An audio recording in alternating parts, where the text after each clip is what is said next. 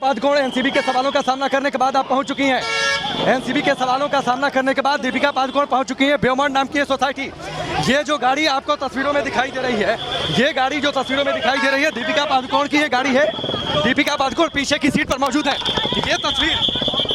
ये तस्वीर आपको ब्योमंड सोसाइटी की, यहाँ पर दीपिका पादुकोण और उनकी गाड़ी अब अंदर दाखिल हो चुकी है।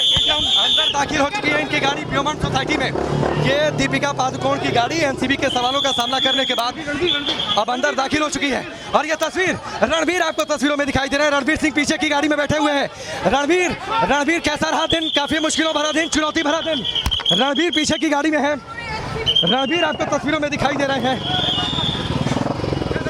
रणवीर पीछे की तस्वीरों में दिखाई दे रहे हैं। पीछे जो गाड़ी बैठी हुई थी उसमें रणवीर बैठे हुए थे। प्राइवेट सिक्योरिटी के लोग, एक मुश्किल भरा दिन जरूर था। तो ये तस्वीरें आपने देखी। फाइनली आखिरकार दीपिका पादुकोण अपनी सोसाइटी में पहुंची। एक लंबा दौर, एनसीबी के सवालों का दौर। एनसीबी के जो सवाल वो काफ़ी मुश्किल भरे थे और इन मुश्किल भरे सवालों का सामना करने के बाद दीपिका पादुकोण पहुंची। और एक बात मैं और बता दूं, दीपिका पादुकोण की गाड़ी आगे आगे चल रही थी, रणवीर सिंह पीछे की गाड़ी में थे। यानी रणवीर सिंह और दीपिका अलग अलग गाड़ी में। जाहिर सी बात है, चूंकि दीपिका पादुकोण एनसीबी के गेस्ट हाउस में थी, वहां से वो निकली और उसी समय रणवीर सिंह आए होंगे ताज होटल से चेकआउट करके, क्योंकि ताज होटल में ये लोग जाकर चेक इन कर दिए थे। इसीलिए रणवीर सिंह मुझे लगता है पीछे की गाड़ी में थे और दीपिका पादुकोण आगे की गाड़ी में थी। ब्योमंड सोसाइटी यहाँ से देर रात निकल गई थी। हमने सबसे पहले खबर बताई थी कि दीपिका पादुकोण अपने घर में नहीं है। वो दक्षिण मुंबई के 7 सितारा होटल में चेक इन कर गई हैं और वहीं से वो एनसीबी के गेस्ट हाउस जाएंगी सवालों का सामना करने के लिए, पेशी के लिए। सबसे पहले हमने आपको तस्वीरें भी दिखाई जब दीपिका पादुकोण वापस अपने घर पर आई। दिन और समय निश्चित तौर पर सुकून भरा नहीं रहा है। इसलिए सुकून भरा नहीं रहा है क्योंकि सवाल बेहद तीखे थे, सवाल बेहद गंभीर थे, आरोप बेहद सनसनीखेज थे। ड्रग चैट की बातचीत कबूल कर ली और रणवीर का चेहरा जहां तक हमको दिखाई दिया और जहां तक समझ में आया, रणवीर भी तनाव में थे। रणवीर को इस बात का दरअसल एहसास था।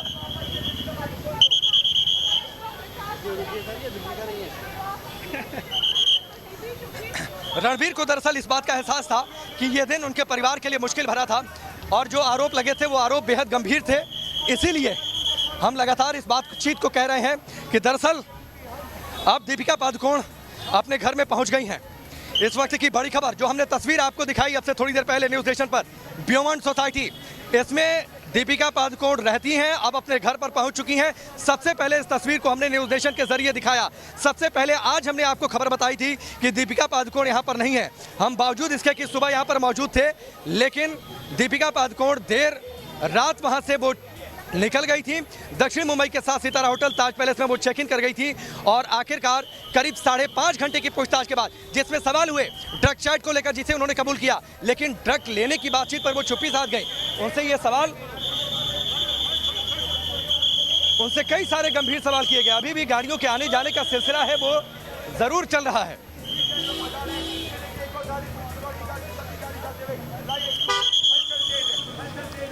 दीपिका पादुकोण अपने घर में मौजूद है। हम सवालों का जिक्र कर रहे थे, सवाल परेशान करने वाले थे। ड्रग चैट की बातचीत कर ली। एनसीबी के अधिकारियों ने यह भी सवाल पूछा कि आप जिस व्हाट्सएप ग्रुप की एडमिन है, आपको पता है कि अगर व्हाट्सएप ग्रुप में कुछ भी गलत होता है तो उसके एडमिन की जिम्मेदारी होती है और आप तो खुद ड्रग लेने देने की बातचीत में शामिल होती दिखाई देती हैं, तो आखिरकार आप इस जिम्मेदारी से मुकर कैसे सकती हैं? इन सवालों पर चुप्पी साध गई थी दीपिका पादुकोण। एक वक्त ऐसा भी आया जब वो भावुक हो गई, उनकी आंखों में आंसू थे, कोई जवाब देते नहीं बन रहा था। कई सारे सवाल ऐसे हैं जिनका दीपिका पादुकोण ने या तो जवाब नहीं दिया या फिर उन्हें टालती नजर आई या फिर गोलमोल जवाब देती नजर आई। लेकिन फिलहाल दीपिका पादुकोण अपने घर में पहुंच जरूर गई हैं, लेकिन उनके लिए जो पल है, उनके लिए जो समय है, वो समय अभी ठीक होने वाला नहीं है क्योंकि आरोप बेहद गंभीर है। आरोप, अगर वो ड्रग्स लेने की बातचीत से इनकार जैसा उन्होंने किया है तो ये सवाल तो बनेगा कि आखिरकार वो ड्रग कहाँ गया, तो कहीं पैडलिंग की धाराएं न लग जाए। आगे क्या है, जाहिर सी बात है, कल रात वो जब घर में थी तो 12 वकीलों की लंबी चौड़ी फौज के साथ उन्होंने सलाह मशविरा जरूर किया था। एक स्क्रिप्ट उन्होंने जरूर तैयार की थी, लेकिन वो स्क्रिप्ट बहुत ज़्यादा एनसीबी गेस्ट हाउस में काम नहीं आई। अब एक बार फिर से घर के अंदर पहुंच गई हैं, तो जाहिर सी बात है क्या कुछ आज दिन भर में हुआ होगा वो अपने वकीलों के साथ उस बात को साझा ज़रूर करेंगी, शेयर ज़रूर करेंगी और उसके बाद आगे का क्या कानूनी उनके पास विकल्प हो सकता है, इस पर वो विचार ज़रूर करेंगी। लेकिन फिलहाल सवालों का सिलसिला मुझे नहीं लगता कि थमने वाला है। उधर सारा अली खान और श्रद्धा कपूर से एनसीबी के जोनल दफ्तर में अलग से पूछताछ हो रही है। फिलहाल दीपिका पादुकोण से 5.5 घंटे की पूछताछ। एक बार फिर से आपको बताएं, बड़ी खबर और बड़ी तस्वीर इस वक्त की सिर्फ एक ये है कि 5.5 घंटे की पूछताछ के बाद दीपिका पादुकोण अपने इस घर में, ब्योमांड नाम की ये सोसाइटी, अपने इस घर में दाखिल हो चुकी हैं। दीपिका पादुकोण की गाड़ी आगे आगे थी, रणवीर सिंह पीछे की गाड़ी में थे, दोनों अलग अलग गाड़ी में थे। इसकी एकमात्र वजह यह हो सकती है कि चूंकि Deepika Padukone NCB guest house से निकली, वो सीधे आगे बढ़ी होंगी और होटल से चेकआउट करके रणवीर सिंह उनके पीछे हो लिए होंगे, इसीलिए वो दोनों अलग अलग गाड़ियों में। लेकिन अगर अंदर जब जाएंगे, आपको याद होगा कि रणवीर सिंह ने ये अनौपचारिक तौर पर ये रिक्वेस्ट की थी एनसीबी के अधिकारियों से कि मुझे भी वहाँ पर रहने दिया जाए, क्योंकि दीपिका पादुकोण कई बार परेशान हो जाती है। हालांकि बाद में एनसीबी के अधिकारियों ने कहा कि ऐसी रिक्वेस्ट नहीं आई, दरअसल ये रिक्वेस्ट अनौपचारिक थी, इसीलिए औपचारिक तौर पर एनसीबी के अधिकारियों ने इसे खारिज किया। रणवीर सिंह तो चाहते थे कि वो पूछताछ में रहें, लेकिन अब जबकि इस घर के अंदर दाखिल हो चुके हैं तो रणवीर सिंह जरूर दीपिका पादुकोण से बातचीत करेंगे कि आखिरकार क्या सवाल आपसे किए गए, आपने क्या जवाब दिया। जैसा आमतौर पर पति पत्नी इस बात को शेयर करते हैं, और जाहिर सी बात है एक बार फिर से आज शाम को 12 वकीलों की वही लंबी चौड़ी फौज वीडियो कॉन्फ्रेंसिंग के जरिए जुड़ सकती है और उनसे सलाह मशविरा कर सकती है दीपिका पादुकोण कि आगे अब उनका विकल्प क्या हो सकता है, कानूनी तौर पर आगे कैसे इस मसले को टैकल करना है ताकि वो बड़ी मुश्किलों से खुद को बचा ले जाए, अपने आप को बचा ले जाए। लेकिन सवाल ये उठता है कि क्या इतनी आसानी से सब कुछ शांत होने वाला है। जो आरोप लगे हैं वो बेहद गंभीर हैं, जो सवाल हैं वो बेहद सनसनीखेज हैं, इसलिए फिलहाल तो कम से कम ये तस्वीर नजर नहीं आती कि मुश्किलें इतनी जल्दी दीपिका पादुकोण की शांत होने वाली हैं। और जैसा हमारे सहयोगी रुमान लगातार जुड़े हुए थे, रुमान ने बताया कि एनसीबी के अधिकारी तो संतुष्ट नहीं है जवाबों से, इसलिए बहुत मुमकिन है कि हो सकता है कि एक बार और इनको समन दिया जाए, एक बार और इन्हें एनसीबी गेस्ट हाउस का रुख करना पड़े, एक बार फिर से इनके सामने वही सारे सवाल हों जिन सवालों पर ये चुप्पी साध गई थी, जिन सवालों का जवाब इन्होंने गोलमोल दिया था। इसीलिए वो सवाल एक बार फिर से परेशान होंगे और हो सकता है कि एक बार फिर से उन सवालों पर अपनी तैयारी करे दीपिका पादुकोण कि आगे अगर उन्हें फिर से समन किया जाता है, आगे फिर से उन्हें बुलाया जाता है, तो उन सवालों का वो सामना कैसे करेंगी।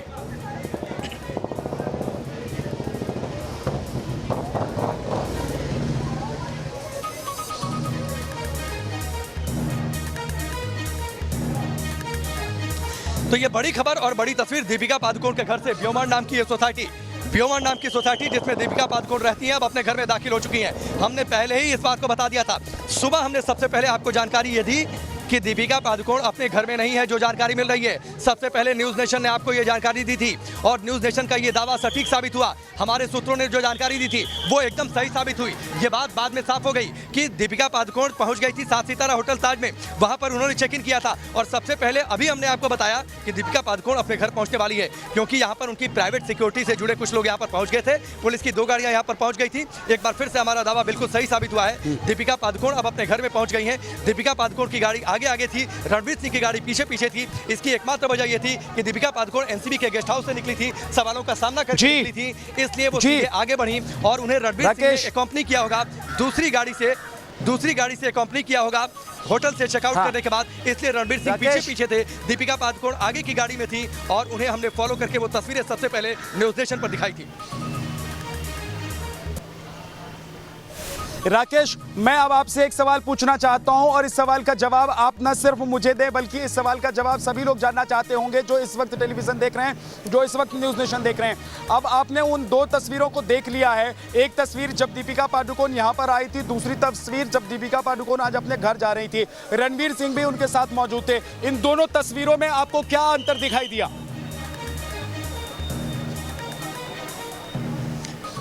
देखिए, परेशानी तो थी चेहरे पर, परेशानी जिसका उन्होंने इससे पहले कभी सामना किया नहीं था। सुबह जब दीपिका पादुकोण की जो साफ तौर पर तस्वीर सामने दिखाई दी थी विद्या, उन तस्वीरों में जब वो गेस्ट हाउस में उनकी गाड़ी पहुंची थी, उतरकर वो जो गेस्ट हाउस के अंदर दाखिल हो रही थी, उन्होंने मीडिया के सामने वेव ऑफ नहीं किया था, ना तो कोई स्माइल दी थी। स्माइल तो खैर दे नहीं सकती क्योंकि आज का दिन उनके लिए मुश्किल भरा था, लेकिन ये उन्हें इस बात का एहसास था कि दरअसल सवाल बेहद मुश्किल होने जा रहे हैं। चेहरे का रंग उड़ा हुआ था, हवाइयाँ उड़ी हुई थी, चेहरे से परेशानी और बेचैनी साफ तौर पर नजर आ रही थी। वो बेचैनी अंदर निकल कर आ गई जब एनसीबी के सवाल तीखे होते गए, उनकी आंखों में आंसू आ गए, वो भावुक हो गई। सवालों का ठीक से जवाब नहीं दे पा रही थी। सिर्फ उन्होंने ड्रग चैट की बातचीत कबूली क्योंकि वो इसे इनकार नहीं कर सकती थी, लेकिन बाद के सवालों पर या तो वो उन्होंने चुप्पी साधी या गोलमोल उन्होंने जवाब दिया। उसके बाद आगे बढ़ते हैं। जो तस्वीरें आपने दिखाई, गाड़ी में बेहद शांत बैठी हुई थी दीपिका पादुकोण, वो लगातार नीचे की ओर देख रही थी और इस बात को उन्हें एहसास था कि अब आगे मैं क्या करूंगी, आगे क्या विकल्प मेरे पास होंगे। यहाँ पर जो तस्वीरें मैंने देखी है विद्या, दीपिका पादुकोण आगे थी, उनकी गाड़ी थोड़ी सी जल्दी निकल गई और रणवीर सिंह की गाड़ी यहाँ पर मुझे लगता है कि 10 या 20 सेकंड के लिए 20 सेकंड के लिए रुकी होगी और मैं रणवीर सिंह आगे की गाड़ी पर ड्राइवर के ठीक बगल वाली सीट पर बैठे हुए थे। मैं बिल्कुल वहीं पर खड़ा था जहां से रणवीर सिंह का चेहरा साफ दिखाई दे रहा था। उससे एक बात साफ थी, उनकी आंखों और चेहरे को जितना आज मैं यही सवाल लगाने के बावजूद अपने दूसरे सहयोगी थी, परेशानी थी, घबराहट थी। जी, आज मैं यही सवाल अपने दूसरे सहयोगी रोमान से भी जानना चाहता हूं। मैं रोमान से भी इसी सवाल का जवाब जानना चाहता हूं कि रोमान, हमने अब देखा है दीपिका पादुकोण को यहाँ से निकलते हुए, हमने दीपिका पादुकोण को यहाँ आते हुए देखा है। दीपिका पादुकोण से जो सवाल पूछे गए वो भी हमने अपने दर्शकों को बता दिया है। हमने वो भी बातें बताई हैं जो दीपिका पादुकोण ने सवालों के जवाब में कही हैं। लेकिन आज रोमान, मैं आपसे समझना चाहता हूँ, मैं आपसे जानना चाहता हूँ कि दीपिका पादुकोण अब यहाँ एक दिन गुजार कर जा चुकी हैं, एनसीबी दफ्तर में एक दिन गुजार कर जा चुकी हैं, वो सवाल और जवाब का सामना कर चुकी हैं। तो क्या अब दीपिका पादुकोण को कहीं ना कहीं ये लग रहा होगा कि भाई चलो कुछ सवाल तो ऐसे थे जिनका जवाब मैंने अपनी तरीके से ही भले सही दे तो दिया है। राकेश, अब दीपिका पादुकोण कम से कम इतनी राहत की सांस जरूर ले रही होंगी और उनके परिवार के लोग भी, रणवीर सिंह भी, कि कम से कम उनको ये आइडिया लग गया होगा कि एनसीबी किस स्तर पर उनसे पूछताछ करने वाली थी, किस स्तर पर यह जांच चल रही है। और दीपिका पादुकोण की मुश्किलें जो अभी तक वो पूरी रात सो नहीं पाई थी, सोच रही थी कि मुश्किलें बढ़ सकती हैं, क्या मुश्किलें उतनी ज्यादा बढ़ने वाली हैं? अब दीपिका को कम से कम ये बात समझ में आ गई होंगी। राकेश, नहीं, विद्या, एक बात तो आप समझिए, अगर ये लगता है कि उन्हें इस बात का आइडिया लग गया होगा कि आगे उन्हें सवालों का कैसे सामना करना है, तो ये मुझे लगता है कि ये बात थोड़ी सी बेमानी लगती है।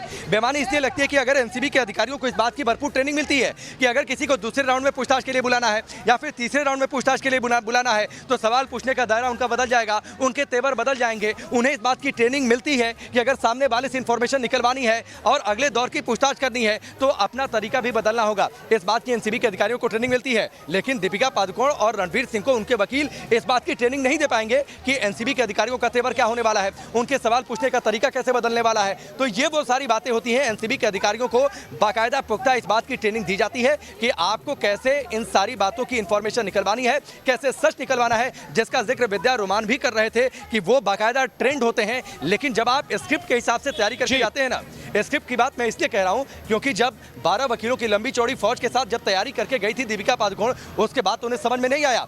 बल्कि आज के सवाल तो बहुत प्रेडिक्टेड सवाल थे विद्या, प्रेडिक्टेड सवाल ड्रग चैट को लेकर होने थे। उसमें अगर आप इनकार करती तो उसके बाद सवाल होना था कि फिर वो ड्रग कहां चला गया, पार्टी को लेकर बातचीत होनी थी। आज के सवाल तो प्रेडिक्टेड थे, लेकिन आगे दायरा बढ़ेगा और मुझे लगता है कि शायद जो स्क्रिप्ट पर काम करने वाले सितारे हैं, अगर सच्चाई आपके साथ नहीं है, अगर आप गलत जगह पर हैं, तो मुझे लगता है कि आप बेहतर तैयारी के साथ नहीं जा सकते हैं। एक चीज अपने दर्शकों को इस वक्त बताना बहुत जरूरी है कि इस वक्त सारा और श्रद्धा को लेकर क्या चल रहा है। हम अपने दर्शकों को, राकेश, ये बता देते हैं कि सारा और श्रद्धा से अभी भी पूछताछ चल रही है। ये पूछताछ चल रही है एनसीबी के मुंबई दफ्तर में पूछताछ चल रही है। वहां पर एनसीबी के बड़े अधिकारी मल्होत्रा जी भी मौजूद हैं। हम आपको ये भी बताना चाहते हैं कि श्रद्धा और सारा से अभी तक जो पूछताछ हुई है, उस पूछताछ में उन्होंने कई बातें बताई हैं, कई अहम बातें बताई हैं। उन्होंने सुशांत को लेकर भी कई बातें कही हैं। इसका मतलब ये है कि सुशांत से जुड़े हुए सवाल उनसे बहुत अच्छी तरीके से पूछे गए। उनसे जानने की कोशिश ये भी हुई होगी कि सुशांत को वो कितना जानती थी, क्योंकि सुशांत की मौत के मामले में भी जांच चल रही है सीबीआई की तरफ से। एनसीबी जो जांच कर रही है, दरअसल उसका सीधा लिंक जो है वो सुशांत की मौत के मामले से है। तो ये सारे मामले जो हैं आपस में जुड़े हुए हैं। ऐसे में राकेश, ये भी देखना होगा कि श्रद्धा और सारा क्या कुछ ऐसी बातें भी बता सकती हैं जो ना सिर्फ इस मामले में, यानी कि ड्रग्स के मामले में, बल्कि दूसरे मामले में भी कहीं ना कहीं दूसरी एजेंसी की मदद कर सकते हैं।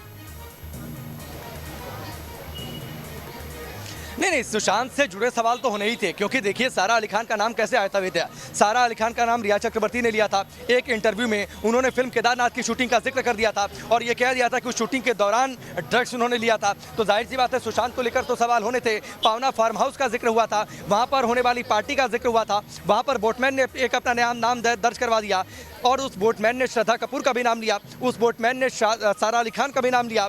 श्रद्धा कपूर ने भी इस बात का जिक्र कर दिया आज के सवालों में कि फिल्म छिछोरे की शूटिंग के दौरान उन्हें लग गया था कि सुशांत सिंह राजपूत जो है वो ड्रग्स ले रहे हैं।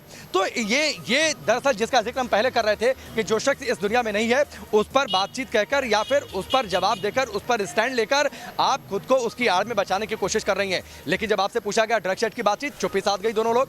तो सुशांत को लेकर तो सवाल होने थे, तय था, क्योंकि सारा अली खान और श्रद्धा कपूर का नाम आया तो सुशांत से दिलचस्प बात देखिए, एक दिलचस्प बात देखिए कि ये श्रद्धा और सारा को आज हम बताना भी चाहेंगे, उनसे हम सवाल करना चाहते हैं। हमारे सवाल को वो जब निकलेंगी एनसीबी दफ्तर से तो हम चाहेंगे कि हमारे सवाल को अगर सुन पाएं तो हमारे सवालों का जवाब देने की वो कोशिश करें, वो हमें वक्त दें, हम उनके पास आने को तैयार हैं। सुशांत को लेकर जो खुलासे कर रही हैं, जो बातें कह रही हैं, वो बातें क्या वो इससे पहले नहीं कह सकती थी? अभी तक क्या वो अपने ट्विटर हैंडल पर, अपने किसी सोशल मीडिया के जरिए इस तरह की जो बातें वो अभी कह रही हैं, क्या ये जानकारी के तौर पर ही नहीं दे सकती? एक दिलचस्प बात देखिए राकेश कि सारा और श्रद्धा दोनों अभिनेत्रियों को, दोनों लड़कियों को ये पता है कि सुशांत क्या क्या करते थे।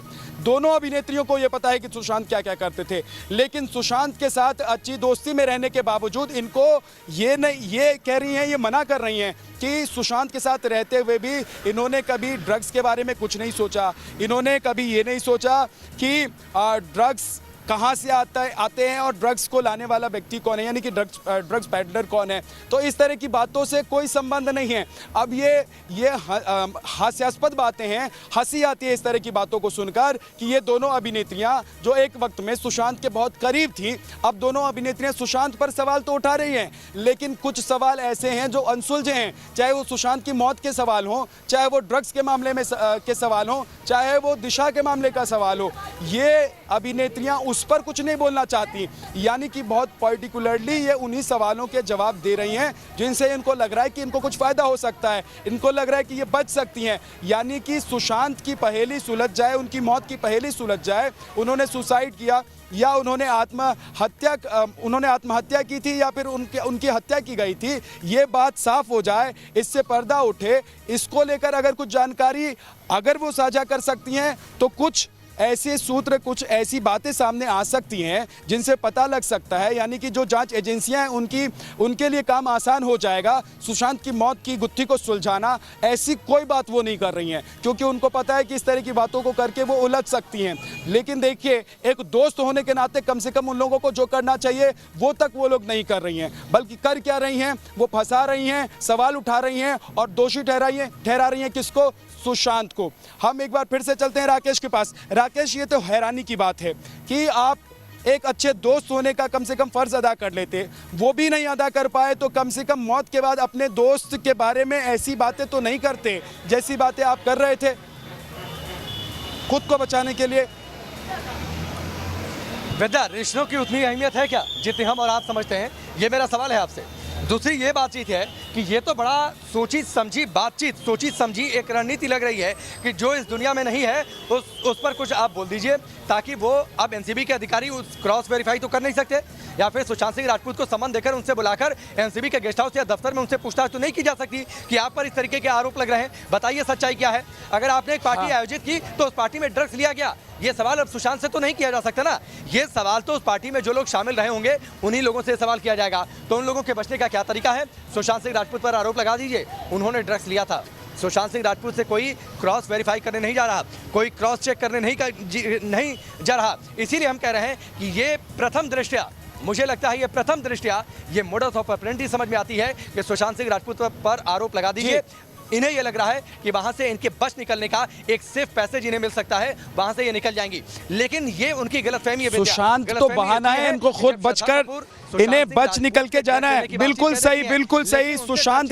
सुशांत का नाम लेकर सुशांत के बारे में बातें करके ये अपने आप को बचाने की कोशिश कर रही हैं। लेकिन ज़रा एक बार हम अपने दर्शकों को तस्वीर दिखाना चाहते हैं। ये उसी जगह की तस्वीर हम आपको दिखा रहे हैं जहाँ से पहले कुछ देर पहले दीपिका पादुकोण से पूछताछ चल रही थी। देखिए अब ये मैदान बिल्कुल पूरी तरीके से साफ जो हो चुका है। यहाँ जो पुलिसकर्मी मौजूद थे, भारी संख्या में पुलिस वालों की तैनाती यहाँ पर की गई थी, उनको अब यहाँ से हटा लिया गया है। बैरिकेड्स लगे हुए हैं क्योंकि ये वो इमारत है जहाँ पर लगातार पूछताछ का दौर चल रहा है, तो यहाँ पर बैरिकेड्स हैं। लेकिन देखिए अब इस इमारत से दीपिका निकल चुकी हैं, करिश्मा निकल चुकी हैं। करिश्मा से सवाल हो चुके हैं, दीपिका से सवाल हो चुके हैं, दोनों को आपस में आमने सामने बिठाकर सवाल किए जा चुके हैं। अब नजर टिकी है कहां पर? अब नजर टिकी है सारा और श्रद्धा पर एनसीबी दफ्तर में, जहां पर उनसे पूछताछ हो रही है। अब कुछ बातें जो अभी तक हमने अपने दर्शकों को बता दी हैं, उन बातों के अलावा क्या श्रद्धा और सारा मिलकर ऐसी कोई जानकारी साझा करेंगी, ऐसी कोई बात बताएंगी जिससे चाहे वो ड्रग का मामला हो, चाहे सुशांत की मौत से जुड़े हुए मामले हों, उन चीज़ों को लेकर कुछ मामला सुलझ जाए, कुछ गुत्थियां सुलझ जाएं। ऐसा कुछ कर पाएंगी क्या ये दोनों अभिनेत्रियां? श्रद्धा और सारा दोनों से पूछताछ हो रही है। वहां पर भी हम अपने दर्शकों को लेकर चलेंगे, वहां पर भी हमारे सहयोगी मौजूद हैं। एक छोटे से ब्रेक के बाद हम हाजिर होते हैं।